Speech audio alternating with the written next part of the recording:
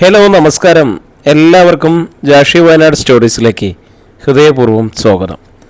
കേൾക്കൂ കേട്ടുകൊണ്ടേയിരിക്കൂ, ഞാനും നിങ്ങളും നമ്മുടെ കഥകളും. അല്ലേ, നമ്മളിപ്പോൾ കേട്ടുകൊണ്ടിരിക്കുന്നത് കാണാത്ത തീരങ്ങൾ എന്ന പ്രണയ നോവലാണ്. അതിൻ്റെ 8ാമത്തെ അധ്യായത്തിലേക്ക് എല്ലാവർക്കും ഒരിക്കൽ കൂടി സ്വാഗതം. പെണ്ണ് കളക്ടറായിട്ട് വരുമ്പോൾ അവനെ വേണ്ടെന്ന് പറഞ്ഞാൽ എല്ലാം തീർന്നില്ലേ? വൈഷ്ണവിയും അതിനോട് അനുകൂലിച്ചു. വേണ്ടെന്ന് പറയും, ഉറപ്പല്ലേ? എത്ര വലിയ പ്രോമിസ് കൊടുത്തിട്ട് പോയാലും ശരി, മാറ്റം വരും. IAS പഠിപ്പും ട്രെയിനിങ്ങും ഒക്കെ വേറൊരു ലെവലാണ്. ഇവിടുന്ന് പ്രിലിമിനറി എഴുതി പോകുന്ന ആളല്ലേ പ്രൊമോഷൻ കഴിഞ്ഞ് തിരിച്ചു വരുന്നത്. വെറുതെ എൻ്റെ മോൻ കാത്തിരുന്ന സമയം കളഞ്ഞിട്ട് ഒരു കാര്യമില്ല. ജയേട്ടൻ സമ്മതിക്കുകയില്ല.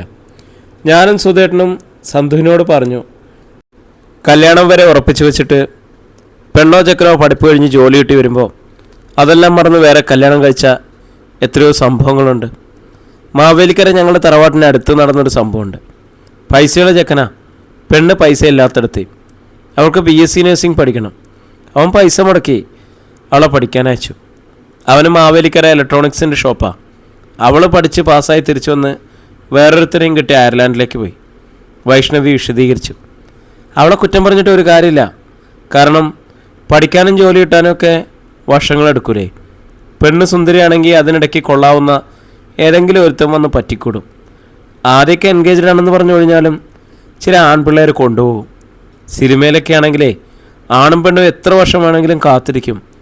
അവൾ പഠിക്കാൻ പോകുമ്പോൾ ഒരു പാട്ട് സീൻ തുടങ്ങി വെച്ചാൽ ആ പാട്ട് തീരുമ്പോഴേക്കും അവൾ പഠിച്ചു കഴിഞ്ഞ് തിരിച്ചു വന്ന് ജോലി കയറും. എല്ലാം കൂടി 4 മിനിറ്റിൽ പിന്നെ കല്യാണം നടത്തിയാൽ മതി. ജീവിതത്തിൽ അത് വല്ലതും നടക്കുമോ? ശരിയാ ചേച്ചി, വൈഷ്ണവി ചിരിച്ചു. സന്ധുവിനി എന്തിനാ അവിടെ നിൽക്കുന്നത്? തിരിച്ചു പോരാൻ പറഞ്ഞേക്ക്. അവനിപ്പോഴൊരു പ്രതീക്ഷ ഉണ്ടെന്ന് തോന്നുന്നു. അല്ലി പറഞ്ഞില്ലല്ലോ, അതുകൊണ്ടായിരിക്കും. അത് ശരിയാവുമെന്ന് എനിക്ക് തോന്നുന്നില്ല.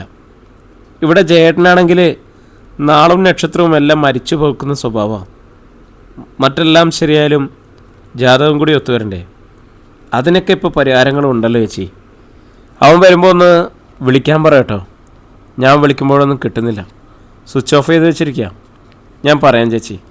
വൈഷ്ണവി ഫോൺ സ്ലാബിൽ വെച്ചു. കണ്ടോ, പിന്നെ ഈ സ്റ്റൗവിനടുത്ത് തന്നെ. ഈ അമ്മയോട് എത്ര പറഞ്ഞാലും മനസ്സിലാവത്തില്ല. ഗോപിക ശകാരിച്ചു. സോറി. വൈഷ്ണവി മൊബൈൽ ഫോൺ എടുത്ത് മാറ്റിവെച്ചു. സന്ദീപും കിഷോറും തിരിച്ചെത്തിയപ്പോൾ രാത്രി 8 മണി കഴിഞ്ഞു. സത്യം പറ, ഏത് മൂവിയാണ് കണ്ടത്? ഗോപിക രണ്ടുപേരെയും ക്വസ്റ്റ്യൻ ചെയ്തു. മൂവിയൊന്നും കണ്ടില്ലടേ, ഞങ്ങൾ ലുലു മാളിൽ പോയി. അവിടുന്ന് ഓരോ ബർഗർ കഴിച്ചു, സന്ദീപ് പറഞ്ഞു. ആഹാ, കഴിച്ചിട്ടാണോ വന്നിരിക്കുന്നത്? ഞാൻ പിന്നെന്തിനാ ഇത്ര കഷ്ടപ്പെട്ട് ചിക്കനും മീനും ഒക്കെ ഉണ്ടാക്കി വെച്ചിരിക്കുന്നത്? വൈഷ്ണവി രണ്ടുപേരോടുമായി ഒച്ചെടുത്തു. എൻ്റെ ആൻറ്റി, ബർഗറൊക്കെ എപ്പോഴേ ദഹിച്ചു. ആൻറ്റി ഉണ്ടാക്കി വെച്ചിരിക്കുന്ന മുഴുവൻ ഞാൻ കഴിച്ചു തീർത്തോളാം. ആനമുട്ട ഉണ്ടെങ്കിൽ അതും. സന്ദീപ് പറഞ്ഞത് കേട്ട് ഗോപിക പൊട്ടിച്ചിരിച്ചു. അവൾക്ക് ചിരിക്കാൻ വലിയ ഫലിതങ്ങളൊന്നും വേണ്ട, നർമ്മത്തിൻ്റെ ഒരു നുറുങ്ങു മതി. സന്തു, നിൻ്റെ അമ്മ വിളിച്ചിട്ടുണ്ടായിരുന്നു. നിൻ്റെ ഫോൺ സ്വിച്ച് ഓഫ് ചെയ്ത് വെച്ചിരിക്കുകയാണോ? ഞാനവിടെ എത്തിയെന്ന് വിളിച്ചു പറഞ്ഞിരുന്നല്ലോ. ഇനിയെന്താ? ഒന്നുമില്ല, വെറുതെ വിളിച്ചു എന്ന് പറയാൻ പറഞ്ഞു.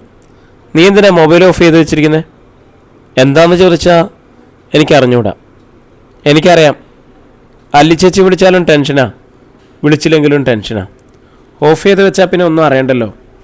ഗോപിക തട്ടിവിട്ടു. നീ ആരുടെ ഇതൊക്കെ പറയാൻ? സന്ദീപ് ആശ്ചര്യപ്പെട്ട് അവളെ തുറച്ചു നോക്കി. ഭയങ്കര എക്സ്പീരിയൻസ് ഉണ്ടെന്ന് തോന്നുന്നല്ലോ. കിച്ചു, ഇവിടെ സൂക്ഷിച്ചോ. ഇതൊക്കെ അറിയാൻ എക്സ്പീരിയൻസ് ഒന്നും വേണ്ട, ഇമാജിനേഷൻ മതി. നിങ്ങൾ രണ്ടുപേരും ഫ്രീക്വൻ്റായിട്ട് വിളിച്ചുകൊണ്ടിരിക്കുന്നതല്ലേ. ഇന്ന് രാവിലെ ഓർക്കാപ്പുറത്ത് ഒരു പ്രോബ്ലം വന്നതല്ല, അത് നിലവിലുണ്ടായിരുന്നതാ. അച്ഛൻ ഓർമ്മിപ്പിച്ചു എന്ന് മാത്രം. അപ്പോൾ രണ്ടുപേരും ഭയങ്കര ചിന്താക്കുഴപ്പത്തിലായി. ആകെ കലങ്ങി മറിഞ്ഞു. അല്ലിച്ചേച്ചി ചിലപ്പോൾ ഫോൺ ഓഫ് ചെയ്ത് വെച്ചിരിക്കുകയായിരിക്കും. ഒന്ന് വിളിച്ചു നോക്കിയാൽ അറിയാം. വേണ്ട, സന്ദീപ് വിലക്കി. ഞാനിവിടെ ഉണ്ടെന്ന് അവൾക്കറിയാമല്ലോ. കോളിൻ്റെ ഒന്നും ആവശ്യമില്ല. ശരിയാ, ഡിസിഷൻ എടുക്കേണ്ടത് അവളല്ലേ. നമ്മുടെ ഭാഗത്തല്ല തടസ്സമുണ്ടായത്, വൈഷ്ണവി പറഞ്ഞു. എനിക്ക് തോന്നുന്നത് അവിടെയും ചർച്ച നടക്കുന്നുണ്ടെന്നാണ്, സന്ദീപ് പറഞ്ഞു. അവിടെ ഞങ്ങൾ പ്രപ്പോസലുമായിട്ട് ചെന്നപ്പോൾ അവരെതിരാ. അഭിപ്രായം മല്ലിമയ്ക്ക് വിട്ടുകൊടുത്തിട്ട് മാറി നിൽക്കുക ചെയ്തത്. എന്തായാലും ഇന്ന് രാത്രി ഒന്ന് കഴിഞ്ഞോട്ടെ ആൻറ്റി. നാളെ ഒരു ക്ലിയർ പിക്ചർ കിട്ടും. അവൾക്ക് പഠിക്കാനാണ് താല്പര്യമെങ്കിൽ നമ്മളതിന് തടസ്സം നിൽക്കാൻ പാടില്ല. കുന്തം പഠിക്കും, ഗോപിക പറഞ്ഞു. നാളെ അല്ലിച്ചേച്ചി മൂക്കും കുത്തി സന്തുവേട്ടൻ്റെ കാൽച്ചുവട്ടിൽ വന്ന് വീഴും. ഇന്നൊരു ദിവസം കഷ്ടിച്ച് പിടിച്ചു നിന്നേക്കും. ഇനി പഠിച്ചാലും പാസ്സാവില്ലെന്നേ. ഇവളുടെ പറച്ചിൽ കേട്ടാൽ തോന്നുമല്ലോ ഇവളുടെ കയ്യിലാണ് അതിൻ്റെയൊക്കെ റിമോട്ടിരിക്കുന്നതെന്ന് കിഷോർ പരിഹസിച്ചു. നീ എന്തറിഞ്ഞോണ്ടാ ഓരോന്ന് തട്ടിവിടുന്നേ? എനിക്കറിയാം, ഗോപിക മുഖം വീർപ്പിച്ചു. നീ ഇങ്ങ് വന്നേ. എന്താ നീ പറഞ്ഞതിൻ്റെ അർത്ഥം? സന്ദീപ് അവളെ വിളിച്ച് മാറ്റിക്കൊണ്ടുപോയി. അല്ലിമ്മ നിന്നെ വിളിച്ചു പറഞ്ഞോ? എന്തെങ്കിലും ക്ലൂ കിട്ടിയോ? ഒന്നുമില്ല സന്തുവേട്ടാ, പെണ്ണിൻ്റെ മനസ്സല്ലേ, അതിലൊരുത്തൻ കയറിക്കൂടിയ പിന്നെ ഇറങ്ങിപ്പോകാൻ വലിയ പാടാ. അല്ലെങ്കിൽ അതിനേക്കാളും വലിയ വേറൊരുത്തൻ വരണം. നീ +2-നാണോ പഠിക്കുന്നത് അതോ മാസ്റ്റർ ഡിഗ്രിക്കാണോ? സന്ദീപ് കളിയാക്കി. ഞാൻ പറഞ്ഞത് കറക്റ്റാണോ ഇല്ലയെന്ന് നമുക്ക് കാണാമേ. വെല്ലുവിളിച്ചിട്ട് ഗോപിക പോയി. 5-ാം നമ്പർ റോഡിൻ്റെ മറുവശത്തുള്ള വില്ലയിലും ചർച്ച ചെയ്തുകൊണ്ടിരുന്നത് ഇതേ വിഷയം തന്നെയായിരുന്നു. രാത്രി ഭക്ഷണം കഴിഞ്ഞ് രാജഗോപാൽ അല്ലിമയെ വിളിച്ച് പിൻഭാഗത്ത് ബാൽക്കണിയിലേക്ക് കൊണ്ടുപോയി. അവിടെ നിന്ന് നോക്കിയാൽ വിശാലമായ ചതുപ്പുനിലം മാത്രമേ കാണാനുള്ളൂ. ആ ഒരു നിര വില്ലകളുടെ പിൻഭാഗത്ത് മതിൽക്കെട്ടിനപ്പുറത്തു കൂടിയാണ് കടമ്പ്രയാറ് ഒഴുകുന്നത്. നീ വലിയ മനപ്രയാസത്തിലാണല്ലോ. എന്തുപറ്റി? ഭക്ഷണം കഴിക്കാനിരുന്നപ്പോൾ ഞാൻ ശ്രദ്ധിച്ചു. ഒരു കാര്യത്തിലും കോൺസെൻട്രേഷൻ ഇല്ലാത്ത പോലെയാണല്ലോ. നിന്റെ നടപ്പും ഇരിപ്പും പെരുമാറ്റവും സംസാരവും ഒക്കെ. അങ്ങനെയൊന്നുമില്ല അച്ഛാ. ഇല്ലെന്ന് പറഞ്ഞാൽ മതിയോ? ഞങ്ങൾക്കത് തോന്നണ്ടേ? ചെവിയുള്ളത് കൊണ്ട് നീ കേൾക്കുന്നു. എന്താ കേൾക്കുന്നതെന്ന് നിനക്കറിഞ്ഞുകൂടാ. വായും വയറും ഉള്ളതുകൊണ്ട് തിന്നുന്നു. എന്താണെന്ന് അറിഞ്ഞുകൂടാ. വല്ലതും ചോദിക്കുമ്പോൾ മറുപടി പറയുന്നു. പറയുന്ന വാക്കിന് വല്ല അർത്ഥമുണ്ടോ എന്ന് അതും അറിയില്ല. അല്ലിമയ്ക്ക് കരയണമെന്ന് തോന്നുന്നുണ്ടായിരുന്നു. അച്ഛൻ പറഞ്ഞതെല്ലാം ശരിയാണ്. ദിനചര്യകൾക്ക് ഇന്ന് രാവിലെ വരെ ഉണ്ടായിരുന്ന താളം പോയി. ഇത്ര പെട്ടെന്ന് നിൻ്റെ മനസ്സ് മാറുമെന്ന് ഞാനോ നിൻ്റെ അമ്മയോ വിചാരിച്ചില്ല. നിൻ്റെ കാര്യത്തിൽ ഞങ്ങൾക്കൊരു വിശ്വാസം ഉണ്ടായിരുന്നു. നീ നല്ല മനസ്സുറപ്പുള്ളവളാണെന്ന്. നിൻ്റെ സ്വഭാവത്തിലും പ്രകൃതത്തിലും സംസാരത്തിലുമൊക്കെ ആ കോൺഫിഡൻസ് കാണാമായിരുന്നു. എന്തുപറ്റി മോളെ നിനക്ക്? ഞാനെന്തെങ്കിലും തെറ്റ് ചെയ്തെന്ന് അച്ഛന് തോന്നുന്നുണ്ടോ? അല്ലിമ്മ സങ്കടത്തോടെ ചോദിച്ചു. നിൻ്റെ ഒരു ഇഷ്ടത്തിനും ഞങ്ങൾ എതിര് നിന്നിട്ടില്ല, ഇനി നിൽക്കുകയില്ല. ഞങ്ങളങ്ങനെയാണ് നിന്നെ വളർത്തിക്കൊണ്ടു വന്നത്. അതിൻ്റെ അർത്ഥം എല്ലാ ഇഷ്ടങ്ങളും ഞങ്ങൾ നിറവേറ്റിത്തരുമെന്നാണോ? അല്ല, ഏത് അതിരുവരെ പോകാമെന്ന് ഞങ്ങളെ ബോധ്യപ്പെടുത്തി തന്നിട്ടുണ്ടല്ലോ അല്ലേ? അതെ, ഞാനിപ്പോഴും ആ ബൗണ്ടറി വിട്ട് പോയിട്ടില്ലല്ലോ അച്ഛാ. നോക്കുമോളെ, ആ വീട്ടുകാരൊരു കല്യാണാലോചനയുമായി വന്നപ്പോൾ നിൻ്റെ തീരുമാനത്തിന് വിട്ടു തന്നത് എനിക്ക് മനസ്സിലായ അച്ഛാ. ഞാനത് വേണ്ടെന്നല്ലേ അന്ന് പറഞ്ഞത്. അച്ഛൻ അറിയായിരുന്നു ഞാനങ്ങനെ ചെയ്യുള്ളൂ എന്ന്. അതിൻ്റെ അർത്ഥം എന്ത്? ഞങ്ങൾക്ക് നിന്നുള്ള വിശ്വാസമാണ്. ഇപ്പം എങ്ങനെയൊക്കെയോ കറങ്ങിത്തിരിഞ്ഞ് അതേ ചെറുപ്പക്കാരൻ നിൻ്റെ മുമ്പിൽ വന്നിരിക്കുക. ഞങ്ങൾക്ക് നിന്നെപ്പറ്റിയുള്ള വിശ്വാസത്തിന് മാറ്റം വന്നിട്ടില്ല. നിനക്ക് മാറ്റം വന്നിട്ടുണ്ടെങ്കിൽ പറയണം. അല്ലിമ ചുമരിലേക്ക് ചാരി തല താഴ്ത്തി ചിന്താധീനയായി നിന്നു. നിൻ്റെ മനസ്സ് മാറിയോ? ഞാൻ എന്തെങ്കിലും തെറ്റ് ചെയ്തെന്ന് എനിക്ക് തോന്നില്ല. നീ തെറ്റ് ചെയ്തെന്ന് ആര് പറഞ്ഞു? ഞങ്ങൾക്ക് നിന്നെപ്പറ്റി ഒരു പ്രതീക്ഷയുണ്ടായിരുന്നു. നിൻ്റെ കരിയർ എങ്ങനെ കരുപ്പിടിപ്പിക്കണമെന്ന് നിനക്ക് വ്യക്തമായി പ്ലാനിങ്ങും ഡിസിപ്ലിനും ഹാർഡ് വർക്കും എല്ലാം ഉണ്ടായിരുന്നു. നീ എവിടെ എത്താനാണോ ഉദ്ദേശിച്ചത് അവിടെ തന്നെ എത്തുമെന്ന കാര്യത്തിൽ ആർക്കും ഒരു സംശയമില്ലായിരുന്നു. മുമ്പോട്ട് തന്നെ നീ പോയിക്കൊണ്ടിരിക്കുന്നത്. ഇപ്പോൾ ഒരു ചുവട് മാറിയതുപോലെ തോന്നി.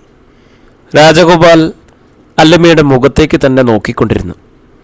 ഞാൻ അവിടെ തന്നെ എത്തുവച്ചാ എന്നവൾ പറയുമെന്ന് അയാൾ പ്രതീക്ഷിച്ചു.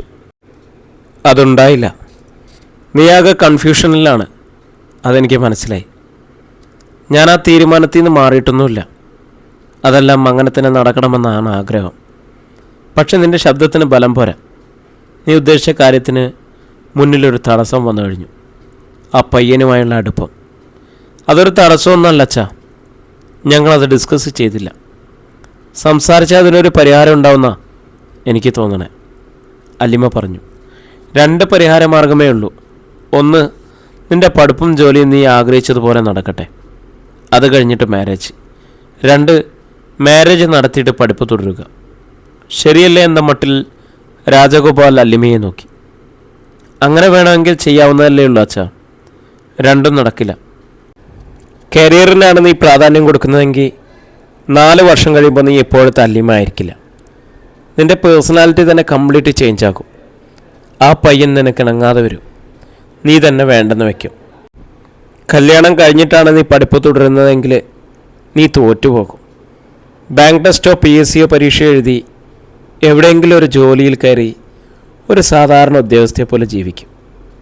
ഉയരങ്ങളിലെത്താൻ വേണ്ടി നീ ഇതുവരെ എടുത്തൊരു എഫേർട്ട് ഉണ്ടല്ലോ, അത് പാഴായി പോകും. ഞാനിതുവരെ തീരുമാനമൊന്നും എടുത്തിട്ടില്ല അച്ഛാ. അതാണ് കുഴപ്പം. ഒരു ഉറച്ച തീരുമാനം എടുക്കണം. ആ പയ്യനുമായിട്ടുള്ളത് വെറും ഒരു ഇൻഫ്രാക്ചർ മാത്രമാണെന്ന് കരുതിയാൽ തീരുന്ന പ്രശ്നമേ ഉള്ളൂ. 4-5 വർഷം നീണ്ട ലവ് അഫെയർസ് ഒടുക്കൽ തെറ്റി പിരിഞ്ഞു പോകുന്നില്ലേ? ഇതൊരു ലവ് അഫെയർ ഒന്നും ആയിട്ടില്ല. ഇന്നലെ കണ്ട ചെറുപ്പക്കാരനോട് ഒരു ഇഷ്ടം തോന്നി. അതിൻ്റെ പുറകിൽ കുറച്ച് സിമ്പതിയും ഗ്രാറ്റിറ്റ്യൂഡും ഒക്കെ ഉണ്ടെന്ന് ചിന്തിച്ചാൽ സ്വയം മനസ്സിലാക്കാവുന്നതേ ഉള്ളൂ. അങ്ങനെയല്ല അച്ഛാ. ആദ്യം വന്നപ്പോൾ ഞാൻ റിജക്റ്റ് ചെയ്തതല്ലേ. പിന്നെ എൻ്റെ മുമ്പിൽ തന്നെ വന്നു, ഒട്ടും പ്രതീക്ഷിക്കാതെ. എൻ്റെ അടുത്ത് ഡീസൻ്റായിട്ട് ബിഹേവ് ചെയ്തു. എൻ്റെ സെൻറ്റിമെൻറ്റ്സ് കിട്ടാൻ വേണ്ടി ഒരു വാക്കുപോലും പറഞ്ഞില്ല. ഒരു പ്രഷറും ഇല്ലായിരുന്നു. അതൊക്കെ എനിക്കറിയാം. നീ പറഞ്ഞിരുന്നല്ലോ. അച്ഛനോട് ഞാൻ ഇന്നേ വരെ ഒന്നും മറച്ചു വെച്ചിട്ടില്ല. സ്നേഹിക്കാൻ കൊള്ളാവുന്ന ആളാണെന്ന് തോന്നിയിട്ട് തന്നെ എനിക്ക്. അതൊക്കെ ശരിയായിരിക്കും. പക്ഷെ നീ തന്നെ പറഞ്ഞിട്ടില്ലേ, കല്യാണമല്ല ഒരു പെണ്ണിൻ്റെ ജീവിതത്തിൽ ഏറ്റവും പ്രാധാന്യമുള്ള സംഗതിയെന്ന്. കല്യാണം കഴിക്കുന്നതോടെ തീരാനുള്ളതല്ല പെണ്ണിൻ്റെ എക്സ്ട്രാ കരിക്കുലർ ആക്ടിവിറ്റീസ്. എവറസ്റ്റ് കീഴടക്കാൻ യാത്ര തിരിക്കുന്നവർ ബേസ് ക്യാമ്പിൽ യാത്ര അവസാനിക്കുന്നത് പോലെയാണ്. സ്ത്രീകൾ അവരുടെ കഴിവുകളെല്ലാം ഉപേക്ഷിച്ച് ഭാര്യയും അമ്മയുമായി മാറുന്നതെന്ന് നീ കോളേജ് മാഗസിനിൽ എഴുതിയിരിക്കുന്നു. അച്ഛൻ അതെല്ലാം ഓർത്തിരിക്കുമല്ലേ? നിൻ്റെ വളർച്ചയുടെ ഓരോ പടിയും കണ്ട് അഭിമാനിക്കുന്ന ആളല്ലേ ഞാൻ, രാജഗോപാൽ പുഞ്ചിരിയോടെ പറഞ്ഞു. ഞാനിപ്പോൾ എന്താ ചെയ്യേണ്ടതെന്ന് ആലോചിക്കുന്നത്. അല്ലിമ മാറത്ത് കൈകെട്ടി അങ്ങിങ്ങ് ചുറ്റിത്തിരിഞ്ഞിട്ട് ഒരു കൈ ഉയർത്തി നഖം കടിക്കാൻ തുടങ്ങി. നിനക്ക് പഠിക്കാനാണ് താല്പര്യമെങ്കിൽ അതിന് വേണ്ടുന്നതെല്ലാം ഞങ്ങൾ ചെയ്തു തരും. അതല്ല കല്യാണമാണ് വേണ്ടതെങ്കിൽ അത് കേമായിട്ട് നടത്തിത്തരും. Final decision നിൻ്റെതാണ്. നീ നല്ലപോലെ ആലോചിക്ക്. സമയമുണ്ടല്ലോ. രാജഗോപാൽ സംഭാഷണം നിർത്തി. മുറിയിലെത്തി വാതിലടച്ച ശേഷം അല്ലിമ ഫോണെടുത്ത് സന്ദീപിനെ വിളിക്കാൻ ശ്രമിച്ചു. അപ്പോഴും ഫോൺ സ്വിച്ച്ഡ് ഓഫ് ആയിരുന്നു. എന്തിനാണ് ഫോൺ ഓഫ് ചെയ്ത് വെച്ചിരിക്കുന്നത്? തന്നെ ഒഴിവാക്കാൻ ശ്രമിക്കുകയാണോ? അതോ വീണ്ടും തിരസ്കരിക്കപ്പെടുന്നു എന്ന ഭീതി കൊണ്ടാണോ? ഒരു കണക്കിന് നന്നായെന്ന് അല്ലിമയ്ക്ക് തോന്നി. ആലോചിക്കാൻ ഒരു രാത്രി മുഴുവനുണ്ട്. എന്താലോചിക്കാൻ? ഇനിയാണോ ആലോചിക്കേണ്ടത്? താൻ തനിച്ചാണോ തീരുമാനം എടുക്കേണ്ടത്? രണ്ടുപേരും ചേർന്ന് ചർച്ച ചെയ്യണ്ടേ? 3 വർഷമെങ്കിലും സന്ദീപ് തനിക്കായി കാത്തിരിക്കുന്നുവെങ്കിൽ മാത്രം നമുക്കൊന്നിച്ച് മുൻപോട്ട് പോകാം എന്നാണോ താൻ പറയേണ്ടത്? അല്ലമ്മയ്ക്ക് സിവിൽ സർവീസ് ചെയ്യാൻ താല്പര്യമുണ്ടെങ്കിൽ നമുക്കിവിടെ വെച്ച് പിരിയാമെന്നാണോ സന്ദീപ് പറയേണ്ടത്? മറ്റുള്ളവരുടെ കാഴ്ചപ്പാടിൽ തങ്ങളുടെ സ്നേഹം പൊട്ടിമുളിച്ച് ഇലകളും പൂക്കളും വിരിഞ്ഞ് സൗരഭ്യം ചെരിഞ്ഞു തുടങ്ങിയതേയുള്ളൂ. വേണമെങ്കിൽ പറിച്ചു നടാം, ഗ്രാഫ്റ്റ് ചെയ്യാം, ഒരു വൃക്ഷം മുറിച്ചു വീഴ്ത്തുന്നതിൻ്റെ വേദനയില്ല എന്നൊക്കെയായിരിക്കും. പക്ഷേ ഈ കഴിഞ്ഞുപോയ ദിവസങ്ങളിൽ താൻ അനുഭവിച്ച ആനന്ദവും അനുഭൂതികളും എത്ര അധികമായിരുന്നെന്നും പ്രപഞ്ച ദൂരങ്ങളും ആഴങ്ങളും അളക്കുന്ന അളവുകൾ കൊണ്ട് അളന്നാലും തിട്ടപ്പെടുത്താൻ പറ്റില്ല. അതൊന്നും ആർക്കും വിവരിച്ചു കൊടുക്കാൻ വയ്യ. ആ ശബ്ദം ഫോണിലൂടെ ശ്രവണേന്ദ്രിയത്തിലേക്ക് ഒഴുകിയെത്തുമ്പോൾ ശരീരത്തിലും മനസ്സിലും ആസകലം പടരുന്ന വെളിച്ചവും ഊർജവും ഉണർവും വർണ്ണനാതീതമാണ്. അതിനുവേണ്ടി അല്ലെങ്കിൽ പിന്നെ എന്തിനാണ് പ്രണയം? കഴുത്തിലൊരു താലി കെട്ടി മണിയറയിൽ വെച്ച് ഇണചേർന്ന് അടുത്ത സന്തതി പരമ്പരയെ ഉൽപ്പാദിപ്പിക്കാൻ വേണ്ടിയാണോ? അങ്ങനെ ചെയ്യാൻ കോടിക്കണക്കിന് ആളുകൾ വേറെയുണ്ട് ഭൂമിയിൽ. അല്ലിമ ചിന്തയെ അവിടെ നിർത്തി. ഉറക്കം വരാൻ വേണ്ടി കണ്ണടച്ച് കാത്തു കിടന്നു. സന്ദീപ് ഉറങ്ങിയിട്ടുണ്ടാവില്ല എന്ന് അവൾക്ക് തീർച്ചയുണ്ടായിരുന്നു. ഒരു തവണ തിരസ്കരിക്കപ്പെട്ടതാണ്. ഇപ്പോൾ വീണ്ടും അതിൻ്റെ വക്കിലെത്തി നിൽക്കുന്നു. ആർക്കുറങ്ങാൻ കഴിയും? തൻ്റെ തീരുമാനമെന്ന വാൾമുനയാണ് നെഞ്ചിന് തീരെ തൂങ്ങി നിൽക്കുന്നത്. സ്വഭാവം കൊണ്ടും പെരുമാറ്റം കൊണ്ടും സൗന്ദര്യം കൊണ്ടും എല്ലാം ഇഷ്ടപ്പെട്ട പുരുഷനെ കിട്ടാനുള്ള ഭാഗ്യം ഒരുപക്ഷെ ജീവിതത്തിൽ ഒരിക്കലേ ഉണ്ടാവൂ. മറിച്ച് വർഷങ്ങൾക്ക് മുമ്പ് മനസ്സിൽ വെച്ച് ദൃഢനിശ്ചയം ചെയ്തത് ആഗ്രഹിച്ച് തയ്യാറെടുത്ത് പോകുന്ന സിവിൽ സർവീസ് എന്ന സ്വപ്നം എത്തിപ്പിടിക്കാനുള്ള അവസരവും ഒരിക്കലും ലഭിക്കും. അതിനുവേണ്ടി പരിശ്രമിക്കുന്ന 100-ൽ ഒരാൾക്ക് മാത്രം കിട്ടാവുന്ന പദവിയാണത്. അല്ലിമ എത്ര ആലോചിച്ചിട്ടും ഒരു ഉത്തരവും കിട്ടുന്നുണ്ടായിരുന്നില്ല. 5-ാം നമ്പർ റോഡിൽ ഇപ്പുറത്ത് വീട്ടിൽ സന്ദീപും ഉറങ്ങാതെ കിടക്കുകയാണ്. വലിയ ഡബിൾ കോട്ട് കട്ടിലിൽ സന്ദീപിനൊപ്പം കിഷോറും കിടപ്പുണ്ട്. കുട്ടിക്കാലം മുതലേ അവരങ്ങനെയായിരുന്നു. രാശ്രീ മകനെയും കൂട്ടി മാവേലിക്കരയിലെ തറവാട്ടിലെത്തുമ്പോൾ അവിടെ സന്ദീപിന് കിട്ടുന്ന കൂട്ട് തന്നേക്കാൾ 4 വയസ്സിന് ഇളയവനായ കിഷോറിൻ്റേതാണ്. കിഷോർ എല്ലായ്പ്പോഴും അവനെ പറ്റിക്കൂടി നിന്നു. സന്ദീപ് വായിച്ച പുസ്തകങ്ങളിലെ കഥകൾ കേട്ട് ഒപ്പം കിടന്നുറങ്ങി. രാത്രികാലങ്ങളിൽ ഇടിമിന്നലുകളുടെയും മേഘഗർജനങ്ങളുടെയും അകമ്പടിയോടെ മഴ പെയ്യുമ്പോൾ സന്ദീപിനെ കെട്ടിപ്പിടിച്ച് ഭയമകറ്റി. സന്ദീപ് അവനെ തൻ്റെ കൊച്ചനുജനായി കൂടെ കൂട്ടിക്കൊണ്ടുവന്നു. കാലം കടന്നുപോയെങ്കിലും ഇപ്പോഴും കിഷോറിൻ്റെ റോൾ മോഡൽ സന്ദീപ് തന്നെയാണ്. സന്ദീപേട്ടൻ ഉറങ്ങിയോ? കിഷോർ ഇടയ്ക്ക് ചോദിച്ചു. ഇല്ലടാ. ഫോൺ ഓണാക്കിയോ? ഇല്ല. എന്താ ഉദ്ദേശം? ഒരു ഉദ്ദേശമില്ല. അല്ലിമ്മ പഠിപ്പിനാണ് മുൻഗണന കൊടുക്കുന്നതെങ്കിൽ എന്തു ചെയ്യും? പഠിക്കട്ടെ, കഴിയുന്നിടത്തോളം ഉയരത്തിലെത്തട്ടെ. എൻ്റെ സന്തോട്ടാ, ഇതൊരു ടേണിംഗ് പോയിൻ്റാണ്. ഇപ്പോഴാണെങ്കിലും കുറച്ച് സെൻറ്റി അടിച്ചാൽ മതി. പെണ്ണിങ്ങി പോരും. അവളെ സെൻറ്റിമെൻറ്റിലാക്കാനുള്ള കുറച്ച് ഡയലോഗ് മതി. എടാ, നമ്മൾ അവളുടെ കഴിവുകളെ തടഞ്ഞു നിർത്താൻ പാടില്ല. കഴിവുള്ള കുട്ടിയാണെങ്കിൽ IAS എടുത്ത് രക്ഷപ്പെട്ടു പോട്ടെ. പക്ഷെ സന്തോഷത്തിന് അവളെ നഷ്ടപ്പെടും. അത് സങ്കടമുള്ള കാര്യമാണ്. എന്നാലും ഞാൻ അവളെ തടയില്ല. അപ്പോൾ പ്രേമിച്ചതും മനക്കോട്ട കെട്ടിയതും എല്ലാം വെറുതെ ആയിരുന്നില്ലേ? അതൊക്കെ സഹിക്കണം. വിഷമമുണ്ട്. പക്ഷെ നമ്മൾ അവളെ നിർബന്ധിക്കാൻ പാടില്ല. ഞാൻ അല്ലിമയോടൊന്ന് സംസാരിച്ചാലോ? കിഷോർ അനുവാദം ചോദിച്ചു. വേണ്ട, നമ്മൾ നിർബന്ധിച്ചിട്ട് ഗത്യന്തരമില്ലാതെ അവൾ വഴങ്ങിയെന്ന് വരരുത്. അപ്പോൾ സംഭവം കൈവിട്ട് പോയിന്ന് തന്നെ കണക്കൂട്ടാം അല്ലേ? കിഷോറിൻ്റെ ചോദ്യത്തിന് മറുപടി ഉണ്ടായിരുന്നില്ല. അല്പം കഴിഞ്ഞ് അവൻ വീണ്ടും ചോദിച്ചു. ശരിക്കും സന്തുവേട്ടന് അവളോട് സ്നേഹമുണ്ടോ? അതായത് അസ്ഥിക്ക് പിടിച്ച പ്രേമം, ഞരമ്പി പിടിച്ച പ്രേമം എന്നൊക്കെ പറയുന്ന പോലെ. ഞാൻ അവളുടെ മുഖമൊന്ന് കാണാൻ വേണ്ടിയല്ലടാ ഹരിപ്പാട്ടിൽ ഇവിടം വരെ കാർ ഓടിച്ചു വന്നത്. സന്ദീപിൻ്റെ വാക്കുകളിൽ എല്ലാം അടങ്ങിയിരുന്നു. തിരിച്ചങ്ങോട്ട് അത്രയും സ്നേഹമുണ്ടെന്ന് തോന്നിയിട്ടുണ്ടോ? ഉണ്ടെന്ന് എനിക്കറിയാം. പക്ഷെ എത്രത്തോളം ഉണ്ടെന്ന് നിശ്ചയമില്ല. ശരിക്കുള്ള പ്രേമം തടസ്സങ്ങളെ തരണം ചെയ്യും. മരുഭൂമികൾ താണ്ടും, പർവ്വതങ്ങളെ മറികടക്കും, സമുദ്രങ്ങളെ വകഞ്ഞു മാറ്റും എന്നൊക്കെയാണ് വായിച്ചിട്ടുള്ളത്. അല്ലിമ്മയുടെ വീട്ടുകാരെ അവളെ പിന്തിരിപ്പിക്കാൻ സാധ്യതയില്ലേ? അറിയില്ല. ചിലപ്പോൾ അവരങ്ങനെ ചെയ്തേക്കും. മകൾ വലിയ ഉയരത്തിലെത്തണമെന്നല്ലേ എല്ലാ അച്ഛനമ്മമാരും ആഗ്രഹിക്കുക. നാളെ മിക്കവാറും അറിയാമല്ലേ എന്താണ് തീരുമാനമെന്ന്? ഞാനതിന് നിൽക്കുന്നില്ല. രാവിലെ തന്നെ തിരിച്ചു പോകും. അതെന്തിനാ? 4 മണിക്കല്ലേ ഡ്യൂട്ടിയിൽ കയറേണ്ടത്? ഞാനിവിടെ ഉള്ളത് പോലെ അല്ലിമ്മയ്ക്ക് പ്രയാസമായെന്ന് വരും. അവോയ്ഡ് ചെയ്യേണ്ടയാളെ കാണാതിരിക്കട്ടെ എന്നല്ലേ എല്ലാവരും ആഗ്രഹിക്കൂ.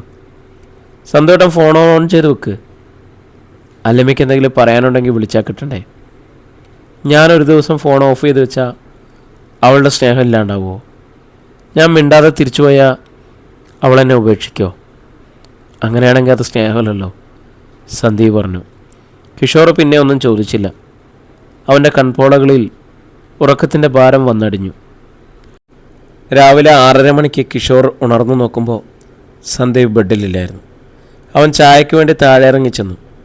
സന്ദീപ് ചായ കുടിച്ചില്ലേ എന്ന് അവൻ വൈഷ്ണവിയോട് തിരക്കി. സന്തു 6 മണിക്ക് മുമ്പേ പോയി, വൈഷ്ണവി പറഞ്ഞു. എന്നോടൊന്ന് പറഞ്ഞു പോലുമില്ല.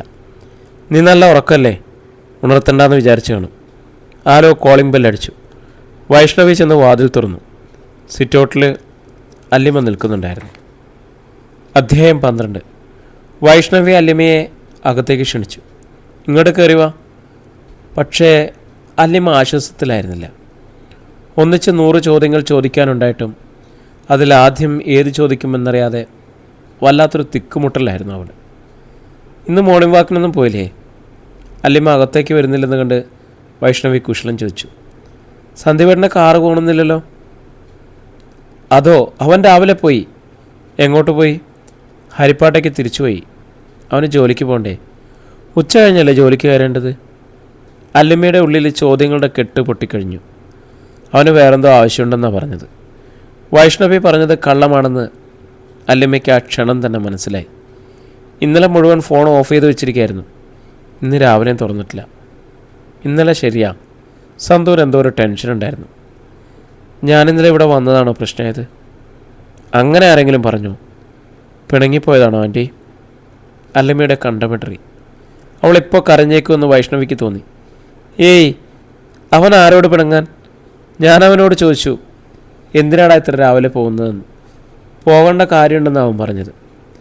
ഇന്നലെ ഇവിടെ വന്നപ്പോൾ ഒരു പ്രശ്നവുമില്ലായിരുന്നു. അങ്കിൾ ഇച്ചിരി തടസ്സങ്ങളൊക്കെ പറഞ്ഞു എന്നല്ലാതെ ഒരു തർക്കം പോലും ഉണ്ടായില്ലല്ലോ. ഇല്ലെന്നേ. അത് കഴിഞ്ഞ് സന്ദീപേട്ടൻ എന്തെങ്കിലും പറഞ്ഞു? പിന്നെ ആ കാര്യം സംസാരിച്ചതേ ഇല്ല. പിന്നെ എന്തുകൊണ്ടാണ് ഫോൺ ഓഫ് ചെയ്ത് വെച്ചത്? ഒന്ന് ആലോചിച്ചിട്ട് വൈഷ്ണവി തിരിഞ്ഞു നോക്കി. ചായ കുടിച്ചുകൊണ്ട് ഡൈനിങ് റൂമിൽ കിഷോർ നിൽപ്പുണ്ടായിരുന്നു. കിച്ചു, നീങ്ങ് വന്നേ. കിഷോർ ഉടൻ സിറ്റൗട്ടിന് നേർക്കെത്തി. അവൻ അല്പം മുമ്പേ തന്നെ വരണമെന്നുണ്ടായിരുന്നു. അല്ലിമയെ കാണുന്നത് തന്നെ അവന് സന്തോഷമാണ്. സംസാരിക്കുന്നത് അതിനേക്കാൾ ഇഷ്ടം. സന്തു, ഫോൺ ഓഫ് ചെയ്ത് വെച്ചത് എന്തിനായിരുന്നു? നിന്നോടത് വല്ലതും പറഞ്ഞായിരുന്നോ?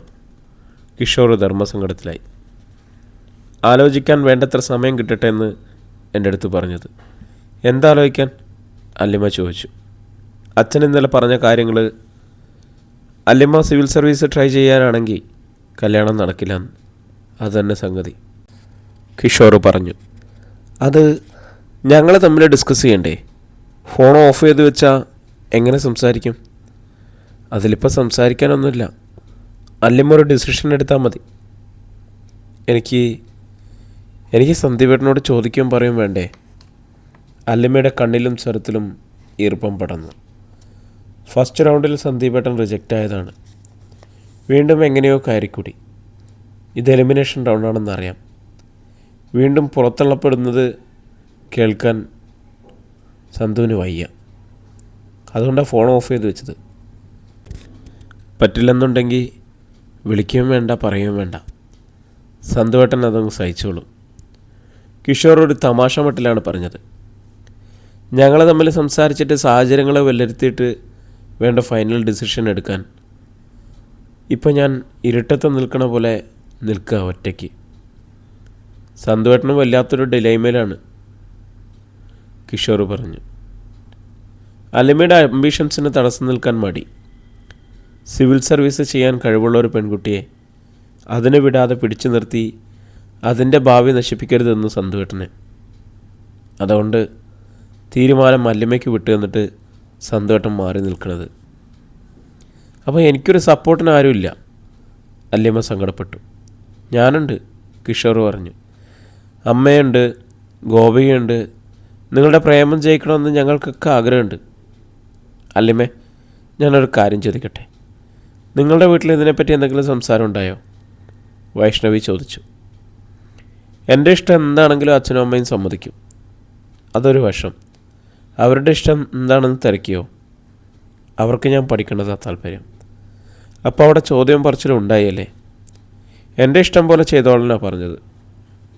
എന്നാലും അവർക്കുള്ളത് അനിഷ്ടമാണല്ലോ, വൈഷ്ണവി ചോദിച്ചു. ഇപ്പം ഞാൻ പുറകോട്ട് തിരിഞ്ഞു നോക്കുമ്പോൾ ആരുമില്ല എൻ്റെ കൂടെ. ഇതുവരെ കൂടെ നിന്നവരെല്ലാം ഓടി ഒളിച്ച പോലെ. അല്ലി, വൈഷ്ണവി വാത്സല്യത്തോടെ വിളിച്ചു.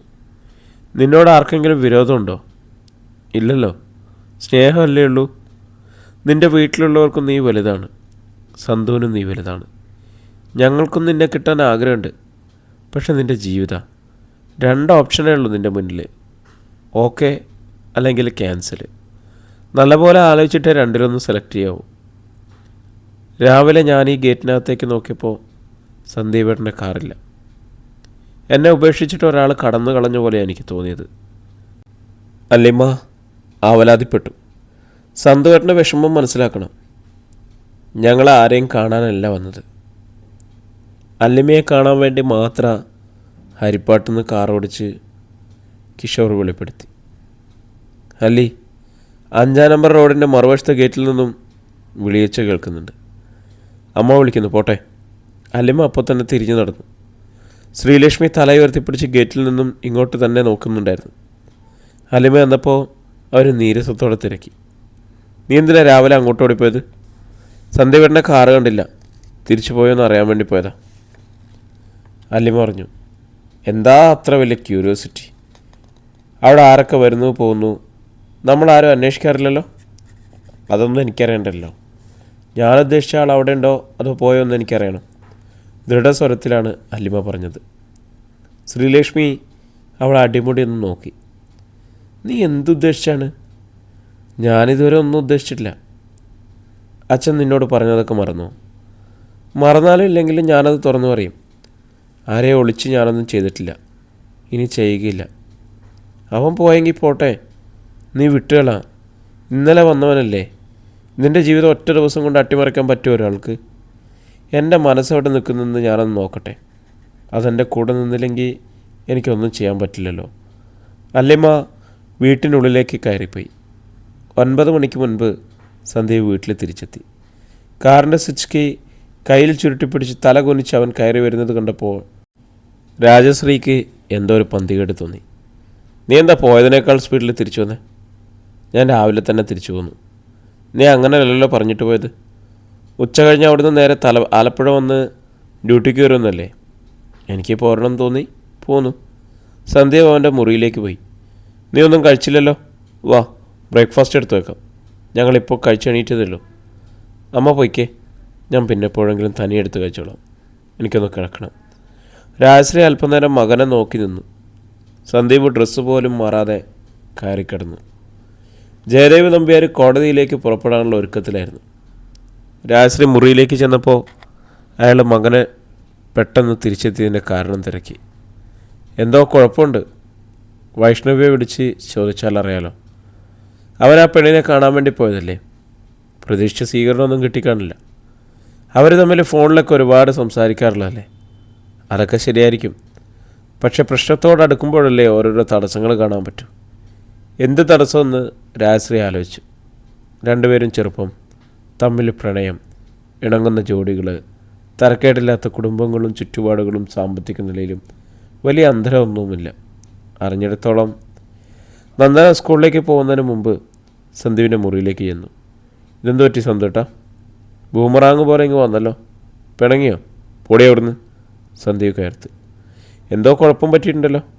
ഫോൺ നമ്പറൊക്കെ ഞാൻ ട്രേസ് ചെയ്ത് വെച്ചിട്ടുണ്ട്. വിളിച്ചു നോക്കണോ? ദൈവത്തെ ഓർത്ത് നിനക്കിത് തലയിടാതെ പോകാമോ? ഞാൻ സ്കൂളിൽ പോയിട്ട് വരട്ടെ. എല്ലാം ചികഞ്ഞെടുത്ത് ഗ്രാസ് റൂട്ട് വരെ ഞാൻ മാന്തും. നന്ദന പോയി. സന്ദീപ് തൻ്റെ മൊബൈൽ ഫോൺ ഓൺ ചെയ്തു. ഇതുവരെ ഉണ്ടായിരുന്ന സമാധാനം നഷ്ടപ്പെട്ട പോലെ തോന്നി. അല്പം കഴിഞ്ഞപ്പോൾ ഓഫ് ചെയ്ത് വെച്ചു. രാജശ്രീ ഇതിനിടെ വൈഷ്ണവിയുമായി സംസാരിക്കുകയുണ്ടായി. വൈഷ്ണവി അവിടെ തലേ ദിവസം നടന്ന കാര്യങ്ങൾ വിശദമായി പറഞ്ഞു. രാജശ്രീ കേട്ടതോടെ രൂക്ഷമായി പ്രതികരിച്ചു. നമുക്ക് പറ്റിയതല്ല വൈഷ്ണവി. സന്തുവിന് IAS IPS ഒന്നും വേണ്ട. വീട്ടിൽ അടങ്ങി ഒതുങ്ങി നിൽക്കുന്നൊരു പെണ്ണ്. ജോലി പോലും വേണമെന്നില്ല. പക്ഷെ ഇന്നത്തെ കാലത്ത് അങ്ങനെയുള്ള കുട്ടികളെ കിട്ടാൻ ബുദ്ധിമുട്ടാണ്. എന്നാലും ശരി, അവൻ്റെ ലെവലിലുള്ളൊരു പെണ്ണ് മതി. പെണ്ണ് നല്ലതാ ചേച്ചി, അതല്ലല്ലോ പ്രശ്നം. കല്യാണം ഉടനെ നടത്തണ്ടേ? അത് വേണം. 6 മാസമോ 1 വർഷമോ ഒക്കെ നീണ്ടാലും കുഴപ്പമൊന്നുമില്ല. ഇതങ്ങനെയല്ലല്ലോ. 3 വർഷം എന്നൊക്കെ പറഞ്ഞാൽ അവന് വയസ്സ് 31 ആകും. അല്ലിമയുടെ വീട്ടുകാർക്കും അത്ര സമ്മതമില്ലെന്ന് എൻ്റെ അറിവ്. വേണ്ട, അവർ സമ്മതിക്കണ്ട, നമ്മളും സമ്മതിക്കുന്നില്ല. തീർന്നില്ലേ പ്രശ്നം? ഫോൺ വെച്ച് കഴിഞ്ഞപ്പോൾ രാജശ്രീക്ക് ആശ്വാസമാണ് തോന്നിയത്.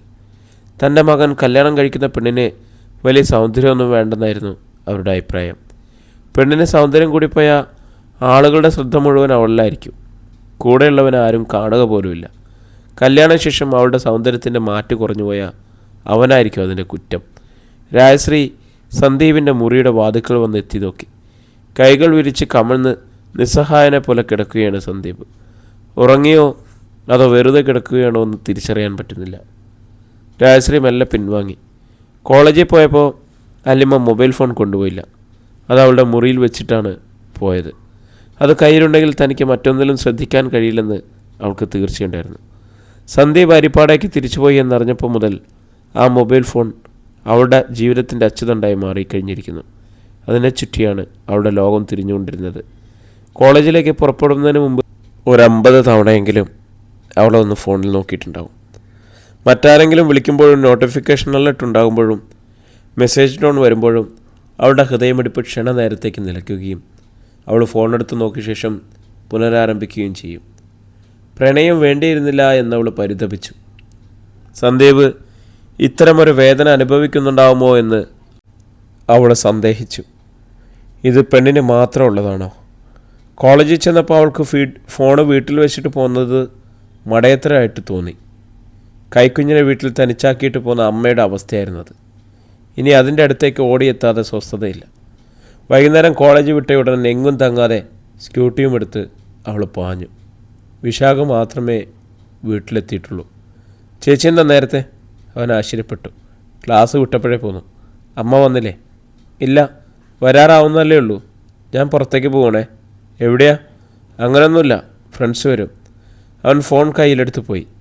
അല്ലിമ മുറിയിലെത്തി. ഫോണെടുത്ത് അൺലോക്ക് ചെയ്ത് നോക്കിയപ്പോൾ അവളുടെ ശ്വാസം നിലച്ചു. സന്ദീപ് തന്നെ 6 മിസ്ഡ് കോൾ. മെസ്സേജ് ബോക്സ് വന്നപ്പോൾ അത്ര തന്നെ SMS. അതെല്ലാം 1 മുതൽ അവൾ വായിച്ചു. താൻ അനുഭവിച്ച വേദനയെല്ലാം അതിലും അവൾ കണ്ടു. അവൾ ഫോൺ നോക്കിക്കൊണ്ടിരിക്കുമ്പോൾ സന്ദീപിൻ്റെ കോൾ വന്നു. ഫോണിൻ്റെ വൈബ്രേറ്ററിൽ നിന്നും വൈദ്യുതി പ്രവഹിച്ച് തൻ്റെ കയ്യിലും ഉടലിലും തലയിലും ഓരോ മുടിനാരിലും എത്തിയതായി അവൾക്ക് അനുഭവപ്പെട്ടു. ഹലോ സന്ദീപേട്ട, എവിടെയായിരുന്നു? ഭൂമിയിലെ സകല പരാതികളും പരിഭവങ്ങളും അക്ഷമയും ആശ്വാസവും എല്ലാം ആ ചോദ്യത്തിലുണ്ടെന്ന് അവൾക്ക് തോന്നി. ഞാനല്ലേ ഈ ചോദ്യം ചോദിക്കേണ്ടത്? ഇന്നലെ മുതൽ വിളിച്ചുകൊണ്ടിരിക്കുകയല്ലേ. എന്തിനാ ഫോൺ ഓഫ് ചെയ്ത് വെച്ചത്? സോറി, റിയലി സോറി അല്ലേ. ഫോൺ ഓഫ് ചെയ്ത് വെച്ചാൽ നീ വിളിച്ചില്ലെങ്കിൽ ഞാൻ തകർന്നു പോകുമെന്ന് എനിക്ക് തോന്നി.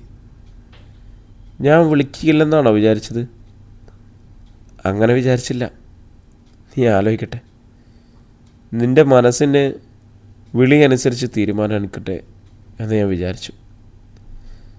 ഞാനൊന്നും തീരുമാനിച്ചല്ലോ. അതൊക്കെ പിന്നീടല്ലേ സന്ദീപേട്ട. ഞാൻ വിളിച്ചാൽ കിട്ടണ്ടേ? അതിനേക്കാളും വലുതെനിക്കെന്താ. സോറി, ഞാൻ എന്തുമാത്രം വിഷമിച്ചു, എന്തുമാത്രം. ഞാനിത് പറയുമ്പോൾ എനിക്ക് കണ്ണ് നേരിട്ട് വയ്യ. നമ്മൾ ആദ്യം ഒന്നിച്ച് നിൽക്കണ്ടേ സന്ദീപേട്ട? അത് കഴിഞ്ഞല്ലേ ബാക്കിയെല്ലാം. ഞാനും വിഷമിച്ചു അല്ലിമേ. ഞാൻ അവിടുന്ന് കാർ ഓടിച്ച് പോകുന്നത് എങ്ങനെയാണെന്ന്, ഏത് റോഡിൽ കൂടിയാണെന്നും എനിക്ക് അറിഞ്ഞൂടാ. ഇവിടെ വന്നിട്ട് ഞാനെങ്ങും പോയില്ല. ഇന്നുകൂടി ലീവാക്കി. ഞാൻ പോയാലും എനിക്ക് ജോലി ചെയ്യാൻ പറ്റില്ല. എന്തിനു വേണ്ടിയാണ് സന്ദീപേട്ട നമ്മൾ ഇത്രയും വിഷമിച്ചത്? ആ ഫോൺ ഓഫ് ചെയ്ത് വെച്ചതുകൊണ്ടല്ലേ? പ്രിയരെ, നമ്മുടെ കഥ ഇവിടെ തുടരുകയാണ് കേട്ടോ. ഇതിൻ്റെ അടുത്ത ഭാഗമായിട്ട് നമ്മൾ നാളെ വീണ്ടും കണ്ടുമുട്ടും. കഥയുടെ ലെങ്ത്ത് കുറച്ചും കൂടി കൂട്ടാനുള്ള പ്ലാനിങ് ഉണ്ട്. ഒരു 45 to 1 hours ആക്കാനുള്ള പ്ലാനിങ്ങിലേക്കാണ് പോകുന്നത്. എന്തായാലും നിങ്ങളുടെ അഭിപ്രായങ്ങൾ അറിയിക്കുക. നാളെ മുതൽ പുതിയൊരു സ്റ്റോറിയും ഉണ്ടാവും. വീണ്ടും നമുക്ക് കാണാമെന്നുള്ള പ്രതീക്ഷയിൽ നിങ്ങളുടെ സ്വന്തം ജാഷി വയനാട്.